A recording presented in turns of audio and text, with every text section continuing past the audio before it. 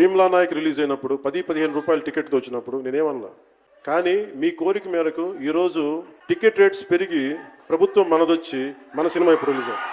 ఆ రోజు మీరు పంతం కొద్ది చూశారు. ఈరోజు ఆ రోజు పెట్టిన ఎఫర్ట్కి ఇది బయటకు వచ్చింది. ప్రజలు మిమ్మల్ని టికెట్ రేట్లు పెంచమని అడిగారా?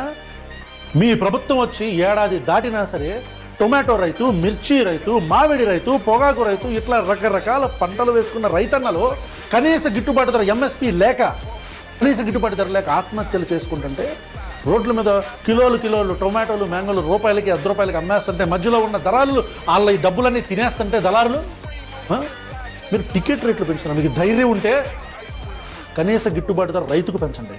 మీకు రైతు ఇంపార్టెంటా, మీ సినిమా ఇంపార్టెంటా? మీ సినిమా మంచి కాడాలి అని అంతకంటే ఎక్కువగా రైతు బతకాలి.